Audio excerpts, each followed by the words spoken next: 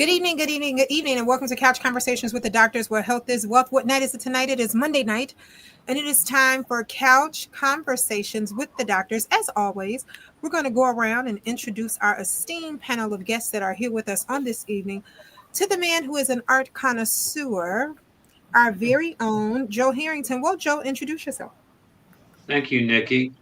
Well, most of my career has been in public health and healthcare. I've also done some work in mental health and behavioral health as well as education.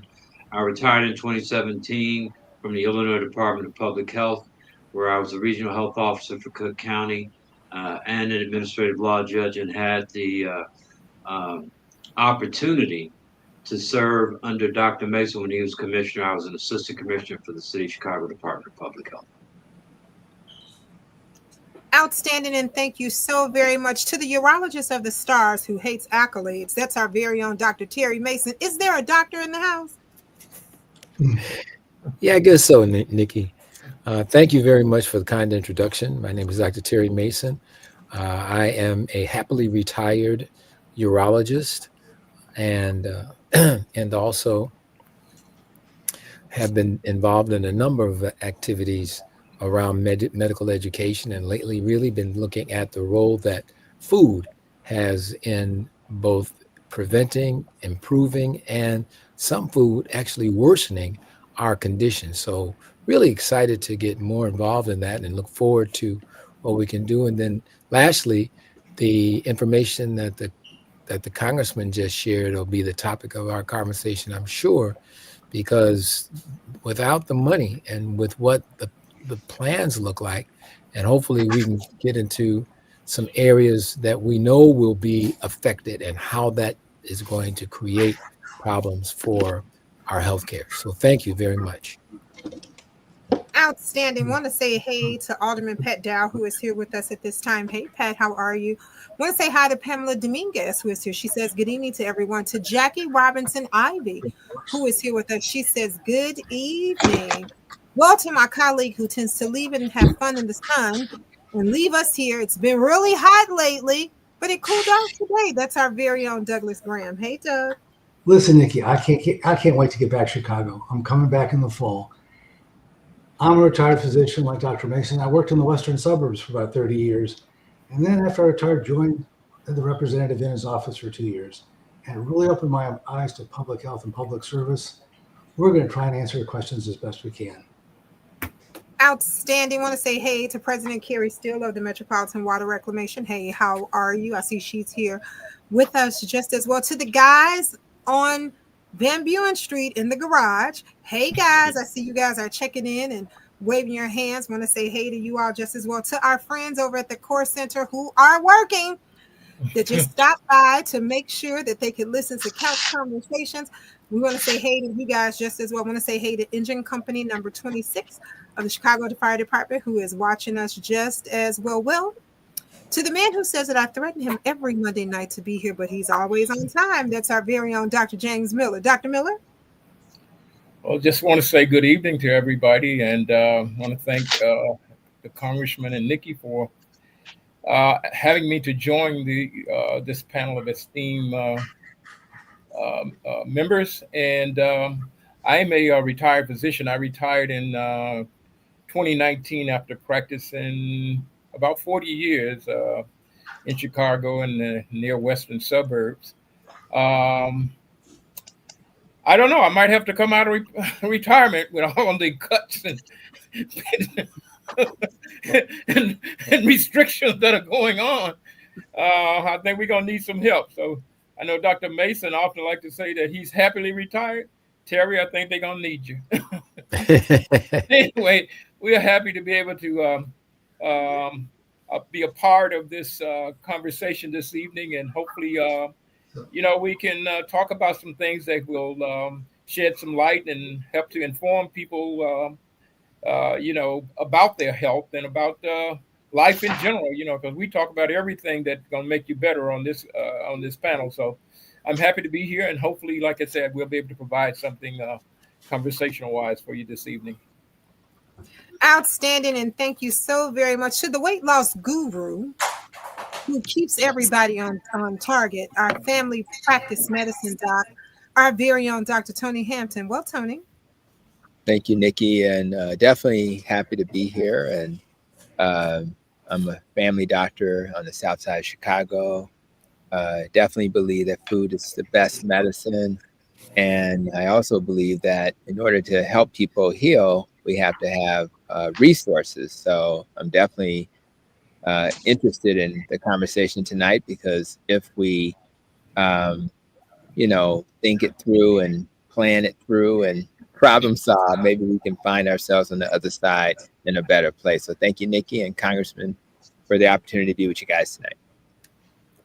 No worries, and thank you. That is simply fantastic. Well, to that doctor who's known as Dr. 100 on these streets, that's our very own Dr. Maya Green. Hey, Dr. Green. Hey, I see I got a roadblock, but hello, Nikki. Hello, Congressman and esteemed panel. Thank you for even having me join. Excited to have conversation, to learn from the community. Just dovetailing off of what Dr. Miller was saying, I think this is a good forum to have in place because we are living in times where you never know, you know, when you want to have this access that the Congressman and Nikki have provided. So glad to be part of this tribe. Thank you for having me. I'm ready to get into the questions.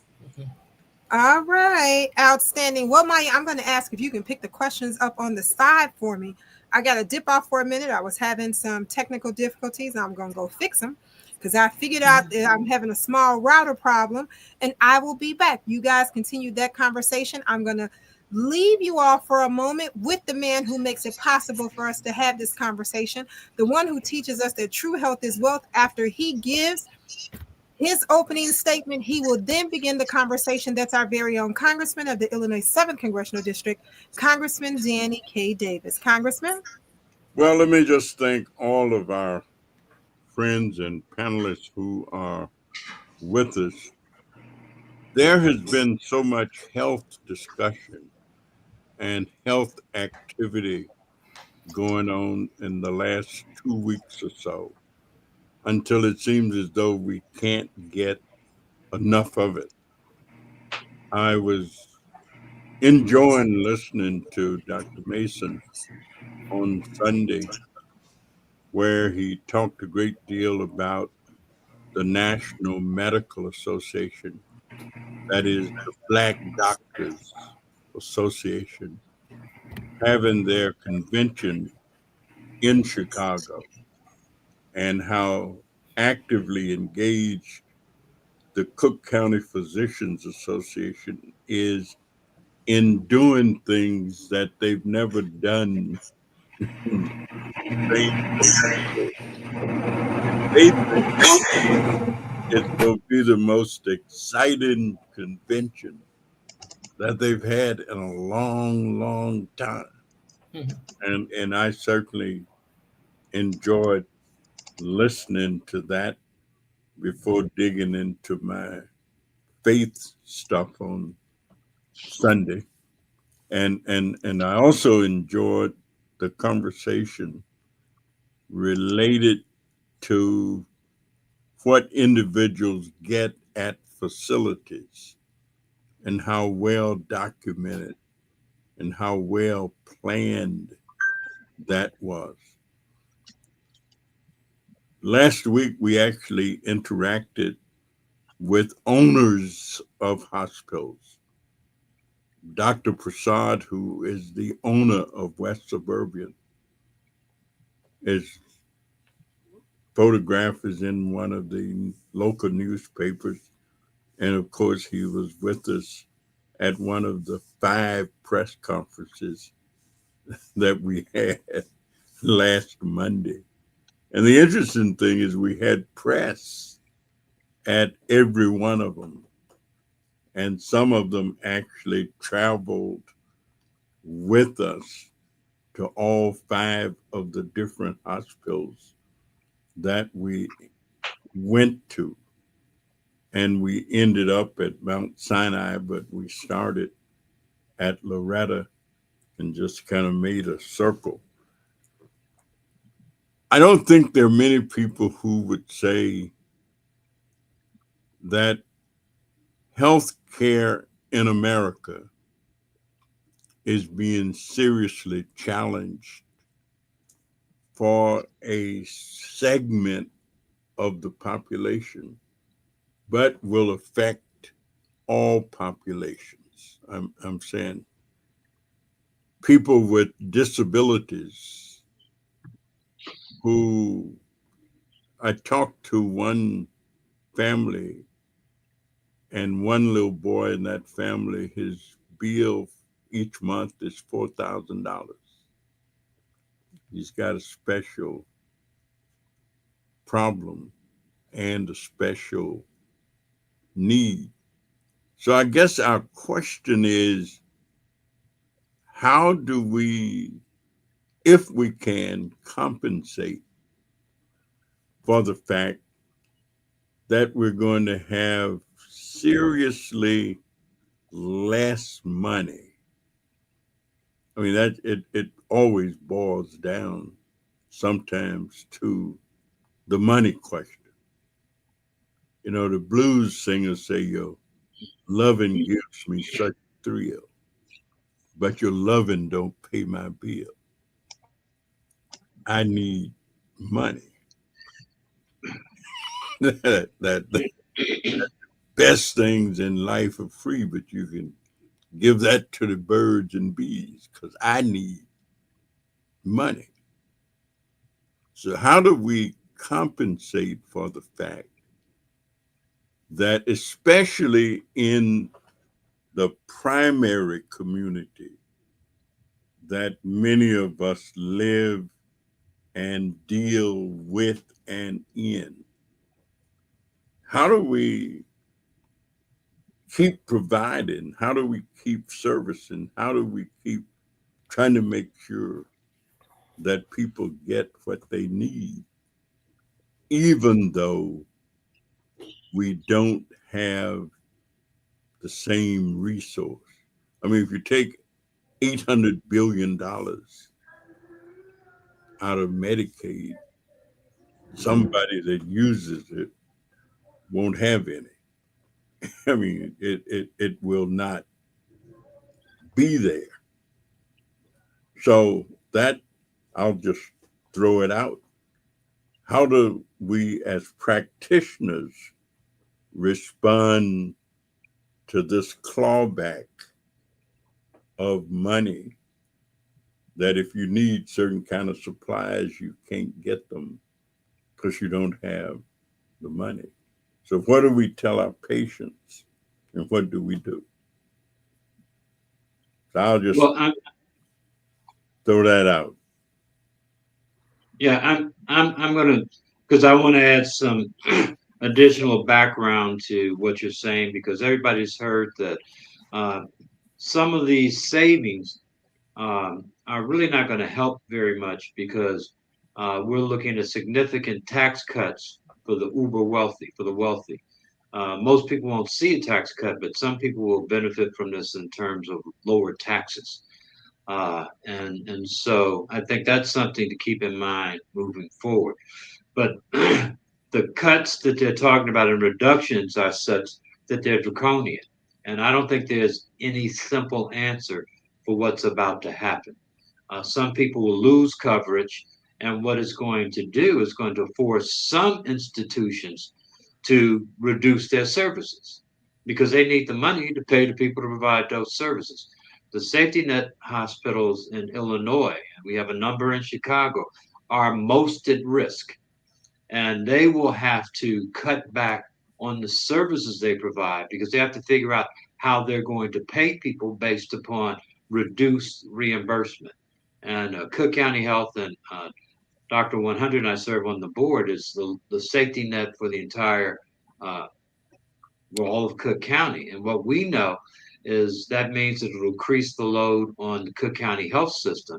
Not only will it increase the load on the Cook County health system, it'll increase the wait time because you're going to have more demand, but not increase resources to meet the demand. So what we're talking about is really, really draconian in nature.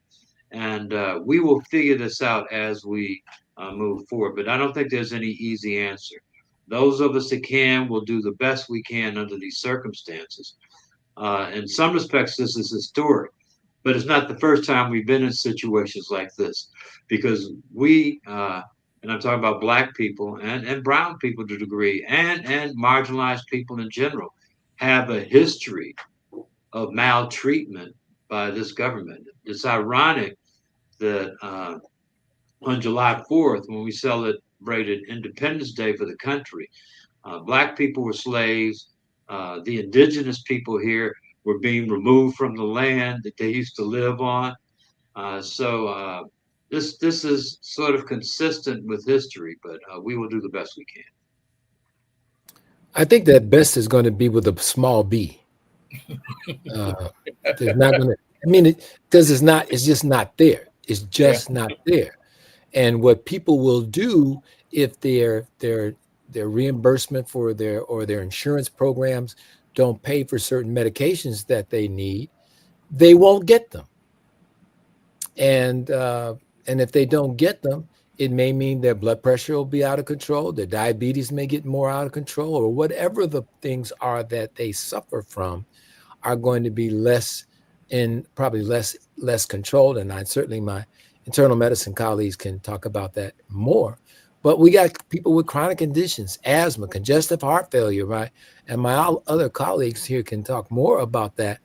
But there are certain things that when you have certain conditions, you don't have the luxury of saying I'll take a vacation from those medications for 2 weeks, 3 weeks, 4 weeks, or a month, and I won't get them. It may mean that you won't be able to breathe if it's certain medications you need for respiratory issues. What about people who are in the middle of chemotherapy or different therapies for cancer, and those things are not going to be available? What about those? We talked about it's one thing to have the supply, but there are people who will need surgeries, people that will need other kinds of things. And if the hospitals aren't open or they don't have what they need to surface to people, people won't get service. And I'm not trying to be an alarmist. I'm just saying this is what I do, and I'll stop. I got a lot more because I get worked up on this. Yeah. But the thing is that who benefits from this? Why is this happening now? How do you then create a facade of a rationale that this is something good? How do you sell that and make people believe that that's true? Well, sometimes people believe what they want to believe that is part of a particular narrative. And one of the things that you said, when people that are sick are not able to get the treatment that they need, they suffer and they die sooner. But even more important than that is that when we start to decreasing care, that means that some people are not going to get those. We talk on this panel a lot about preventative care, and we talk about how and also prevention is worth the pound of cure, and how we've come to a time when there's so much advance being made in healthcare, but if a segment of the population can't afford it, it doesn't mean anything for them in terms of positive effect. It's a negative situation. Yeah, we'll probably pull together. Going backwards is not really a step that we want to make. We'd like to continue to move forward in terms of improving healthcare for the whole nation. But this is gonna hurt. I mean, it's gonna hurt. Some people are going to die because they can't get the care that they need. There people are going to not be able to get those screening tests that we talked about, and they're going to be when they find out that they got diseases, it's going to be far advanced, and that means that they're at a point where the effectiveness of the care that you can provide for them is not doesn't have the same. You're not going to have those kinds of outcomes that we all wish. So I think that we have to look at it in that way, and I think that we got to figure out how we can. If money is needed, money is needed. Unfortunately, you can't. We can talk about a lot of things, and we can do some things, but can we replace those millions and billions of dollars that is needed to provide these care and services. And can these hospitals stay open? They can't. They can't stay open on. They can't borrow enough money to stay open if they don't get the reimbursement that they need. So this is going to be a hardship on a segment of the population, and that's where the unfairness seems, that those that are able to afford it can get it, but those that can't afford it, which is a significant segment of the population in a particular several particular groups, black and brown people are more affected because of our economic status and the things that it seems like we continue to get the short end of the stick, and they keep finding ways to make the stick shorter. So that's the reality of this whole thing. I agree with you. And the thing is that this, and I don't want to monopolize the conversation, but to Joe's point, there's certain things you can't put off. If an asthmatic can't get their medication, or they run into status or when they got really bad asthma, and you go in and you can't get in because the unit is either overcrowded or closed, or and the medications that hospitals use to treat people, they have to get that from someplace. It's not given to them. They have to buy it. And if they're not able to buy it, that means they won't have it. That means when you give your congestive heart failure and your heart isn't working as well, and your pump doesn't pump the blood out well, and you get it backs up and causes fluid in the lungs, and you have to end up in the unit and have all kinds of other things. What about the dialysis? What about all of those other services that won't get paid for? Where are those people? Those people's only resource is to die. The only thing they can do is die. And are we a society that's gotten to that point that we don't care whether or not people die or not? What if it's your mother? What if it's your father? What if it's your son? What if it's your daughter that needs some very specialized care and can't get it now? And I'll stop, and because I know my other colleagues want to add. So I'll stop. So I'm going to answer your question, Dr. Mason. This benefits one man and only one man only. It doesn't benefit anybody else other than him. Because as the safety net hospitals close, people are going to go to all the other open hospitals, and they're going to suffer the same problem of not being able to have supplies, not being able to provide services, and they will also go financially underwater. So there's going to be a big ripple effect across the entire healthcare space. So it can only benefit a man's ego, but has nothing to do with benefiting people. So Jackie Robinson, go ahead. Go ahead, Dr. 100. You haven't spoken. No, Nikki said read the thing, so I'm gonna read the thing like Nikki said. Jackie Robinson Ivy says good evening. Pamela Dominguez says good evening, everyone. Virginia Knight, evening, everyone. Thanks to the doctors for all our info. Beverly Walker Donnelly, good evening. Nellie Parnell King, good evening, everyone. Linda Johnson, good evening. Audrey Jaycox, good evening, everyone. Now, Angela Underwood says, good evening, everyone. I'm happy to be with you. With all of this going on, we must get more serious about maintaining a healthy diet, which is what you all have been speaking about for some time now. Marshall Oliver, good evening. Mr. Harrington, what were you going to say? And then I know we're probably going to get into healthy nutrition next and why it's important for preventive care. Yeah, I was just going to build off the point other people are making that I think it's important to understand. Again, these cuts are draconian and they're going to cause suffering. And they're things that we cannot undo as a result of these costs. People may lose their benefits. I was thinking, and Dr. Mason mentioned dialysis. I have a cousin that's on dialysis. He's in dialysis 3 days a week. He can't work. What happens to a person like that, particularly if you're going to have these new rules that require people to work to be eligible? I don't know. A dialysis patient can't work.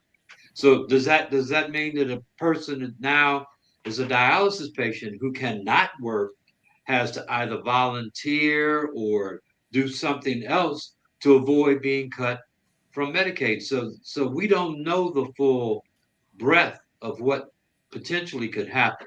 And so I don't want to be a dooms and don't want to talk about, but what occurred to me, and I was reminded of the Titanic, this big ship that couldn't go down, and our healthcare system could crash based upon this because the demand will the demand will be so great, and the supply will be dropping. When we talk about, not only are we talking about the medicines that people need, but if hospitals can't pay their staffs, then they're going to have to cut services. So demand will increase, it'll get greater, and there'll be fewer opportunities for people to get service anywhere in the country as a result of this. So it is, I think, and maybe it sounds like we'll see in the next 5 to 6 months what happens as a result like this. But I think this could really be bad moving forward, particularly for those people that have been historically underserved and have not had the kind of access that would lead to, uh, leading a healthy life. Because one of the things that's in jeopardy right now is the SNAP program. And so we're talking about healthy food. And if there are reductions in the SNAP program, then that's going to cause some people to have less access to healthy food. So I'll stop and I'll go And back this on. is an Let me ask example. this question. Do we think that life expectancy will go down? I'm saying, Yes. No question. health Yes. professionals talk about different things and expectations and health status and Yes, I think we're definitely going to see a gap. For reference, the life expectancy gap for Black and non-Black Chicagoans is about 11 years. That's up from 8.4 years a while back. And then if you look at zip code, some zip codes have and neighborhoods have a 30-year life expectancy gap. We definitely think we definitely know historically when stuff like this happens, there is a decrease in life expectancy for, and to be clear in all languages, a decrease in the number of years that certain people live. For Yeah, more and clarification, go ahead. yeah, and this will be real quick. We'll only know that in retrospect. It won't stop people from dying. But when we look back at this time, we will make a note of that. And that's what people will talk about, loss of life. And that there was what Dr. Ansel refers to as the death gap, that the death gap increased. Let me add my thoughts in terms of just the framing of cost, the framing of life expectancy. So, it's already expensive to take care of a person. As an example, with diabetes, you're going to spend 10 to 15,000 a year per person per year just to take care of a person. With our current health system, imagine if we're giving them less resources and some of those people then progress to dialysis because they did not get the care they deserved and needed. Well, what does it cost to take care of a person on dialysis if we're trying to reduce costs, Mr. President? Well, it costs about $72,000 a year. So we went from $12,000 to $72,000 because we're making decisions to not provide access to care. And it's really scary because when you really think about that, it's not a logical approach. So the other part that made me, so I'm kind of an optimistic person. So I try to think about, as a leader in healthcare, I try to say, well, we have to take the cards we've been dealt. So until it's time to vote again, what do we do so that people have access to care to the extent we can provide it? And although it's very difficult to imagine this, like one of the things I learned when I heard about the cuts, they talked about some of the cuts will be due to loss of coverage because people don't have their paperwork done properly, or they don't understand how to, tell the government where they currently stand. So part of what I would do is I would take community health workers, and we've done this type of stuff in health systems and ours for sure. And you say, okay, let's make sure we deploy them to help patients navigate the red tape. And if they need to re-enroll and do things like that, let's have a team of people to put their arms around them so that they can then, for those who will qualify, so that they can re-qualify based on the new rules. So that's one thing I think would make sense. I know in our current model with Advocate Health, we have partnerships, and Imani Village just opened up a new clinic over there and they're expanding. And so part of it is we may have to, our partnerships are going to have to be a little richer. So large health systems like the one I'm in are going to have to partner with churches and barbershops and food pantries. We're already doing it, and just find ways to give people access to care in a completely different way. And I just think that as we think about the harm that potentially will occur, we have to always say, how do we navigate? How do we navigate? Because ultimately, you have to have a contingency plan. We kind of saw this coming, but what's going to be and I think everybody, whether you're in a community, a church, a health system, an individual clinician, we have to start thinking of creative ways to mitigate this until things get better. So we still fight. We continue to fight and try to advocate for change, try to get the right people in leadership. But until that happens, we have to, work with what we have. So that's one of the things I want to bring to this conversation. And then I just want to dovetail off kind of what's being said. A lot of times you can predict, what's going to happen. There's a African, ancient Ghanaian symbol called Sankofa. You can look back and see what's happened in certain scenarios and predict it before it happens. In the U.S. specifically, we can look at the U.S. Medicaid expansion in some states and not in others, where there was a study that showed that there was decreased mortality rates in the states that offered more kind of coverage, while the states that did not, they had increased mortality rates or basically stayed the same. That's an example of when there's more coverage, there's less deaths. When there's less coverage, there's more deaths. Taking it on back to 2007, I think the Great Recession, where there were like a lot of job loss, which comes with a lot of insurance coverage loss. And then there was a study that showed, and that was in the American Journal of Public Health, it showed that about 45,000 deaths were associated with the lack of coverage or health insurance. The Kansas Medicaid privatization changes under there. So we have examples. We don't have to wait and wait for it to happen. And if you hear this, you don't have to wait until it happens. You can get active, start writing letters, start saying things, start doing something now, because your voice does matter.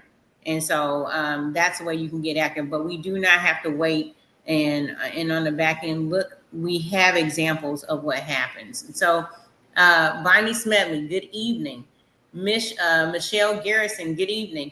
James Brooks, I'm so concerned about the safety net hospitals. How important are community health centers in relieving some of the pressure off hospitals? That's a great question. I don't know if any of my colleagues that have experience with that want to respond. Well, actually, the community health centers are going to be affected by this too. They're also going to have cuts in fees and reimbursements. So if you were to think of perhaps the most thoughtless or cruel or uncomfortable way to create a budget, this would be it. Safety net hospitals, there's some money that was given to them in this bad bill. It's about $50 billion, but it's going to occur much later in the cycle. And it's not clear exactly how it's going to be distributed. For instance, the workforce requirements doesn't apply to the Republican states who didn't expand Medicare or Medicaid.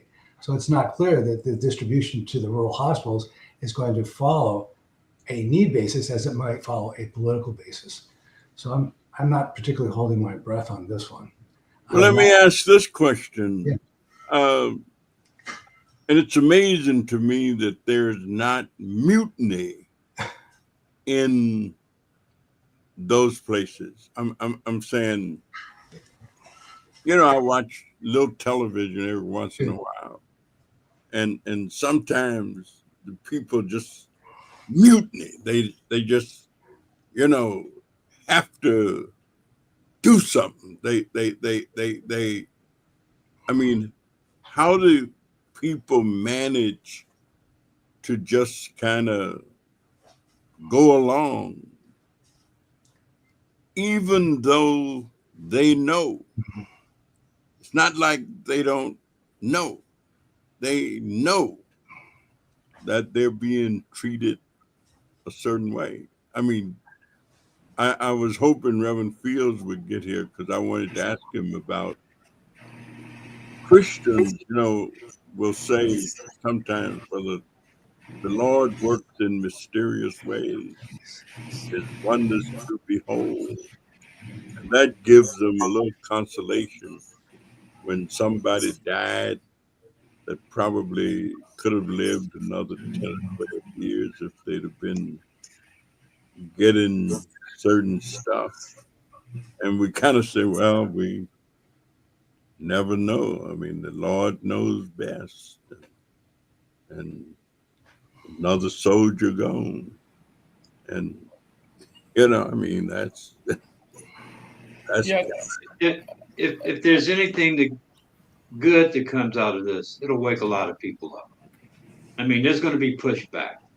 There's no pushback right now, but there will be pushback. And the pushback that's needed is the pushback from the electorate. Because right now, the Republicans control Congress and they have the White House. And so if they perceive there is a growing threat, they may have to change their strategies and what they're doing. Right now, they believe, and it's shown because of some recent Supreme Court decisions and some of the other things, that this administration appears to have immunity. They can do that. They've given the president of the United States the keys to the country, or the keys to, like a child is, his parents are giving the keys to the car, and this is a teenager now. He's just gone crazy in terms of what he can do, and he's unbridled. But this is a country of laws. We are the people, and we can push back. And I'm expecting over time, not immediately, over time, there's going to be a groundswell of support pushing back against what's happening, particularly as some people that feel they may not be impacted by it because they figure it's those other people that'll be affected. When they start to get impacted and they see that they're losing their coverage, they don't have access to the same level of care, their wait times are going up, then I think we'll see something different happen. Because right now we're talking about what potentially can happen and what we think will happen. But as things get hard and for people, in terms of things that we've talked about that probably are likely to happen, there will be pushback and people become more vocal. And I'll end with this because I think we all want to end on a positive note. We've been through worse before. If you think this is bad, we've been through a lot worse than this, and we've made it to this day. We I were agree built. I agree We that were we built have for been this. through worse, but who wants to Worse. move up and then move right back to where you came from? I'm not trying to go back to the farm and start farming all over again. We're trying to move up. So yes, we've been through worse times, but the thing that we're looking at here is that there's going to be some suffering, man. There's going to be a lot of people, and it's not just going to be in urban areas. There are going to be a lot of the rural area hospitals that are going to be closed because they can't survive it also. So this is a big problem, and it's going to manifest itself. I mean, it's like anything. The guy that used to maybe run sprints, and he get a bad injury, he can't run anymore. So this is a big hit to the healthcare system. This, when you take that much money out, it's a big hit. And so, yes, we certainly have. I mean, when I started practice, things were a lot worse, but we made some stride. We don't want to go back and keep doing the same thing over and over, going through the same thing over and over again. I think that's what I mean. There's a lot a lot of progress that has been made, and we want to continue to go forward, not move backwards and have to keep coming. Just like having your car stuck in the mud. You got to go back and forth. But when at the end of the day you burn up a bunch of gas and ain't went nowhere, that's not what we're trying to do. We're trying to get ahead, and I think that's what we're concerned about. And a congressman raised the question: is what's going to happen? People just don't know what to do right now, and I think that sooner or later, when people start to feeling the pain, then they will begin to, there will be some reaction. And pain will make people react when and when I say pain, when you lose loved ones that maybe you knew, that they could have did better had they gotten the care that they deserve. That's pain. And those kinds of pain will make people start to responding in a different kind of way, and stop people from being as quiet about what's going on and start to speak out. And like I said, there'll be people that recognize because they thought those other people were going to be hurt and I was not going to be hurt. But when I get hurt, I'm going to say, ouch. I might not say ouch if something hurts you, but when it hurts me, then I'm going to say ouch. And I think that this is a part of what we're going to be able to, Congressman, you just haven't heard it because the people haven't felt the pain yet. The bill just got passed a few days ago, but that pain is on its way. And that's when you'll hear the noise and hear the reaction once people start to feeling the pain of not being able to get the care, because people have gotten used to being able to get even what they're getting. We were talking about how we're still behind the eight ball, but we had made progress, and so we were happy about the progress. And we talked about how we can augment that in a way that we can do better. But now we got to go back, and people that had care. We talk about mental health and all these kind of things. Just imagine the stress that this is going to cause on families that, you got a kid, you got a child, and that child can't get the care they need. That's, a young parent, that's painful. That's a pain that, you don't want people to have to bear. And there are going to be some of those kinds of situations, if you got to travel, another 5 to 10 miles to get the care than what you had to do before, and you don't have the extra money to pay for the transportation.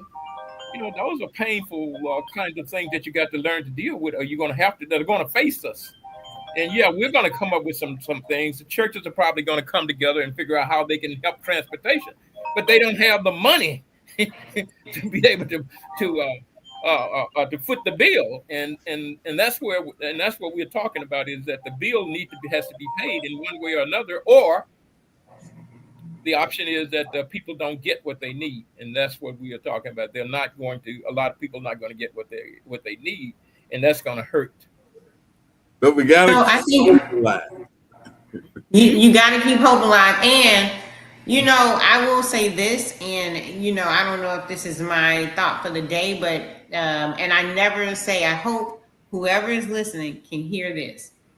In our country, there are certain populations that thrive because they move together. Mm-hmm. There are certain religious organizations that thrive. There are certain ethnicities that thrive because they move together. They don't wait until they personally feel it. Right. They have the ability to put themselves in their cohabitants, their fellow religious person, their fellow ethnic person's shoes, and act as if they were that person. Write that letter now. Don't wait until your child can't get the health care. Write it now. Speak up now. Do all the things now. Hear also this. There are certain ethnicities that thrive when we, Black people as a community, don't move together. Let me add to that. I think this is just like we're being led by the congressman, right? These moments require a clear messenger. And some of the greatest movements we've ever had in our history had a clear messenger who had a loud voice and consistently was able to message what the people need to do. So the advice that Doctor just gave, that needs to be heard by people. because right now people are distracted by other things. We just had this horrible tragedy in Texas. So we're distracted by that, and we should be. And we have it ain't gonna happen to me syndrome. People just don't think it's gonna be them because maybe they don't have Medicaid and they're not thinking it's gonna affect them. But the ripple effect will actually impact them. So, as was suggested, the immediate impact won't be felt. And as you know, when we don't feel something immediate, people always ask me if I go to nutrition, they say, well, Doc, why are you so disciplined with your diet? And they don't, but I have an irritable bowel history. So if I eat the wrong foods, I don't have to wait a week. It's going to happen tonight. I'm going to feel it. Now, if I have diabetes, my sugar may go up. I may not feel anything if I don't have a continuous glucose meter. And I may not feel nothing until the doctor's saying, guess what? Your sugars have been high for years. You're on dialysis now. So I just think that because we don't have that immediate impact, it's going to require leadership. We're going to obviously lean on the congressman and others in his type of role to get the message out that we are not going to tolerate this. And we need to be on CNN and MSNBC, Fox News, all over the place, telling the world, we're not going to tolerate this. We're going to fight back. And we're going to, while we're doing that, we're going to try to mitigate it because we don't know how long this dark period is going to last. But I hope that we are not going to give up, because when you give up, then you've lost. So I'm really optimistic that we will fight back, but we need more messengers out there. And again, it doesn't have to be at the level of a congressman. It could be a local person. It could be a person, at a nice church. It could be a person at the community center. It could be doctors and health systems that say, we're not going to tolerate this. That reminds me of that song. I don't feel no ways tired. I've come too far from where I started from. Y'all feel me? Nobody told me the road would be easy, but I don't believe he brought me this far just to leave me. That's Curtis Burrell, the writer. All right. All right. Well, Dr. Sweetie Conway is here with us, and she says these new laws will cap the amount that students can borrow for graduating from medical school education at less than $200,000, with many medical schools costing $60,000 to $70,000 per year. I have no idea how kids will afford to pay for medical school, especially if they go to DO schools that have fewer endowments. This new federal loan replaces Grads Plus, which was unlimited. This means no new doctors, especially doctors of color. It's tough, but possible when you believe.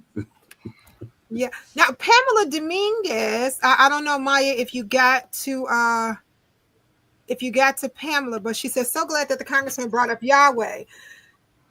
Those that are believers should seriously embrace 2 Chronicles 7:14.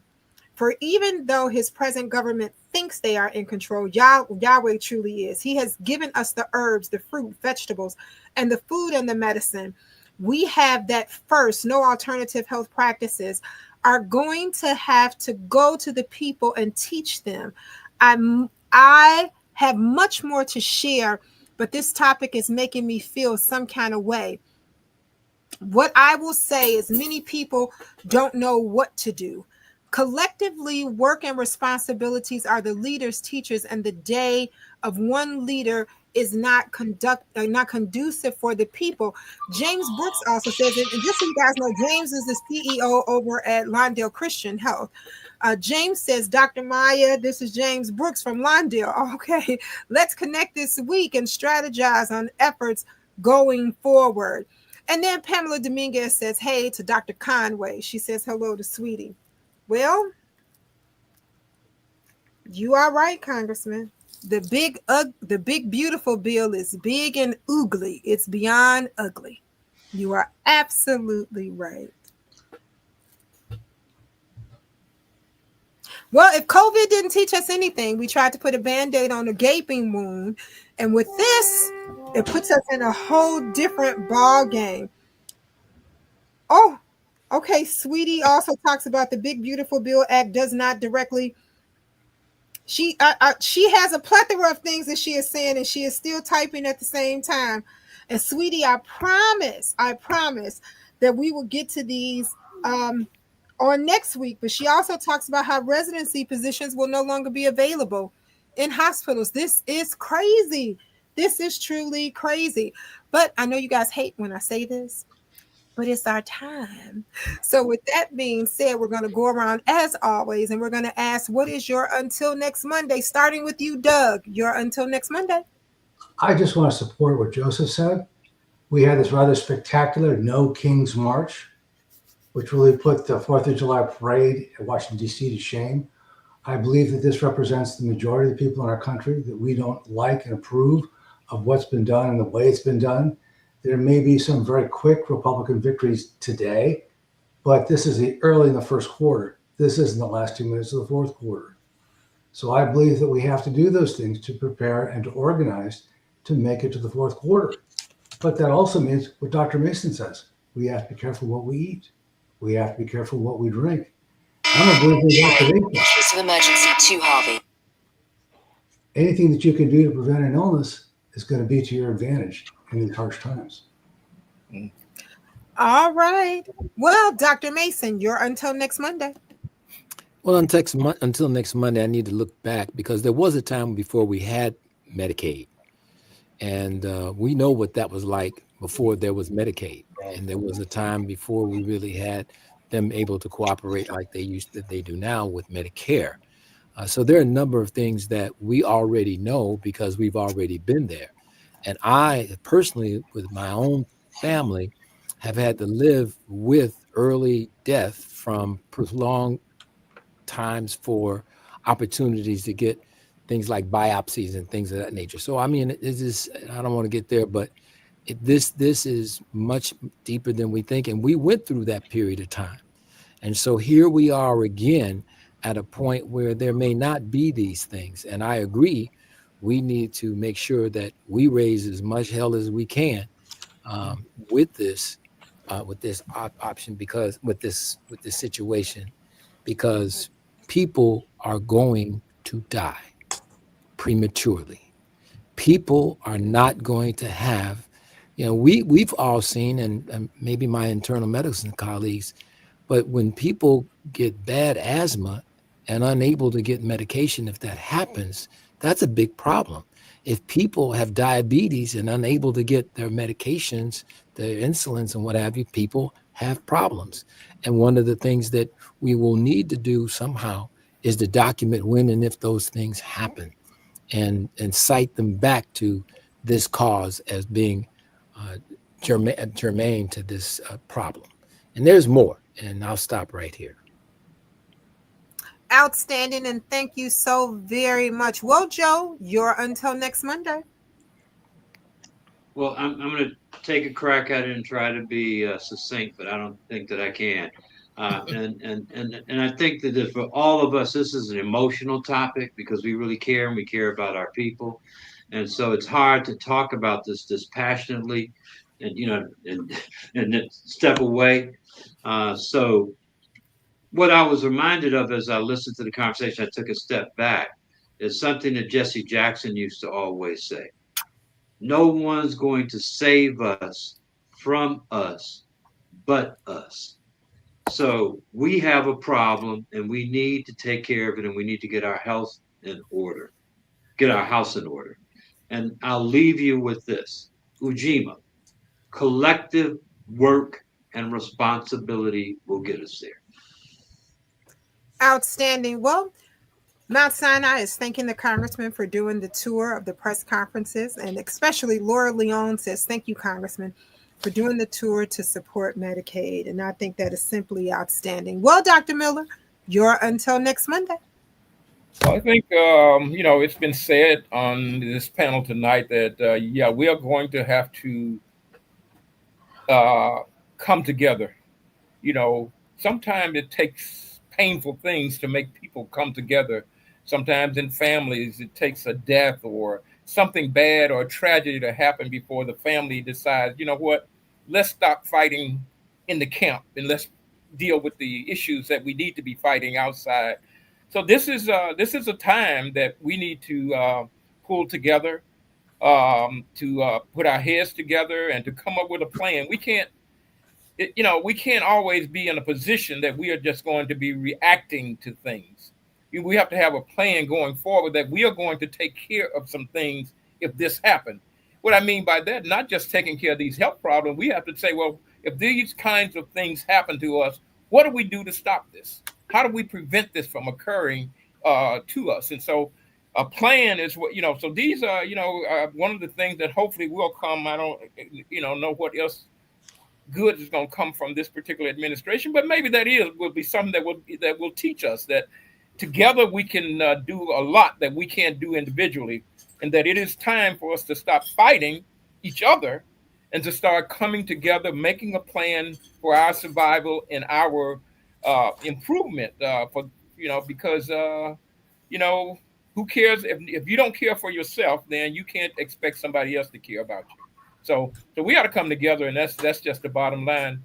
And Nikki, get Sweetie Conway on to be one of our guests. I mean, because she's interested in doing some things with young people who are interested in going into healthcare. And I think we need to talk about this. And so, I mean, I think that she would be a good guest to come on and to talk to us about her program and see what we can all do to help to push it forward. Outstanding. I definitely will. I definitely will. Well, Dr. Hampton, you're until next Monday. Thank you, Nikki. Thank you, Congressman. I think as a person who has an MBA, I think like a business person sometimes. And what I've learned about the government is that the government, we try to elect people. We think we want people who run the government like a business. That's a huge mistake to think that you're supposed to run the government like a business. And I know that sounds crazy to some people. Yeah. It's a more complex entity. It's not about a line item. And so now we've taken healthcare and made it a line item. But it's really cutting more than just dollars. You're impacting lives. And I've seen what happens when people don't have access to care. And all of a sudden, those chronic diseases are unchecked. And all of a sudden, mental health declines. There's nobody to work in the ERs. And because we have less hospitals, the ERs at one hospital overflows because the other one just closed. And everybody suffers when this happens. So we can't live in a world where we treat our government like a business. We have to care about people.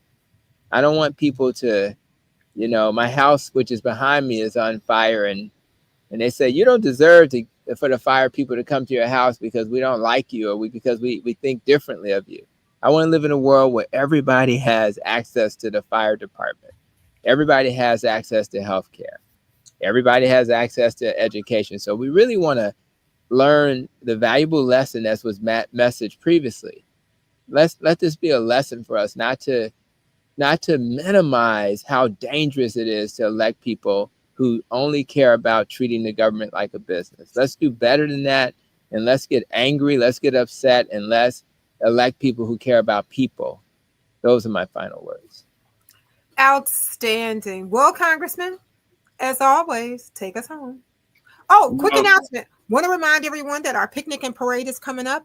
The Congressman Davis's annual picnic parade, back to school, World Health Day, technology in the park, and all those great things is the third Saturday of August. That's August 16th. Come out and join us. We have information I've already posted online a couple weeks ago in reference to how to become our vendors or how to get in our fair or our parade. So just want to make sure that you guys have that information. I will repost it again so you can have it. But join us August 16th. It's a great all-day family fun event. Okay, Congressman, go ahead. And it's actually our 46th annual back-to-school picnic and parade. We started doing it in 1979. We've never missed a year. We've never been rained out. We've been rained on Oh, several times, but we've never been rained out. But as I listened to the discussion, I looked over and saw a photograph of my father uh, that I have on the wall. And I thought about him and I laughed because I thought of the fact that his favorite guy in the Bible was Job. And he was of the opinion that Job was his guy. I think I learned to read about Job when I was about 7, 8 years old. Job was his guy because no matter all the things that had happened to him, he never gave up. And so I'm thinking of all the shootings that we've experienced in Chicago in the last couple of weeks. Just, it's unbelievable. I think of the tragedy of the fire where Brad Cummins, the guy who writes our voice news, Unknown caller. burned up in a fire or was killed in a fire along with 4 other people. And Brad was just a great instrument with this newspaper. I happened to have been in his living room with him when we decided we would do the newspaper 40 years ago. The other paper also was born at that same time. The 2 of them was doing a paper together, and the other person, they had a falling out. And so she cut Brad loose and went and started the Austin Weekly. And then she committed suicide sometime after that. But my daddy said, no matter what happens, if you think of Job, he never gave up. He never stopped believing. He lost everything he had. He was the richest guy in the world. He had all these wonderful children. He had a gorgeous wife. He had everything you could want. Lost it all, but never stopped. He says, I'm going to wait. He said, my time is coming. So I think that we just have to take a lesson from Job, because stony has been the road we trod. When I think of all the magnificent things that people have done, that Africans and African Americans have done, and the fact that we've had an opportunity to experience many of them, Nelson Mandela, Jomo Kenyatta, Harold Washington. Black guy became president of the United States of America. John H. Johnson, the guy who they didn't have a high school in his town for him to go to high school, and he had to come to Chicago. Became the richest black person in the country. So stony has been the road we trod, bitter the chastening rod, felt in the days when hope unborn had died. But yet with a steady beat, have not our weary feet come to the place for which our fathers sighed. We've come over a way that with tears have been watered. We've come treading a path through the blood of the slaughter. Out from the gloomy past to now we stand at last, where the white gleam of our bright hope So notwithstanding big, bad, and ugly, notwithstanding not having all the resources that we need, not being sure whether the shot is going to work or whether the tourniquet is going to do it, we are still facing the rising sun.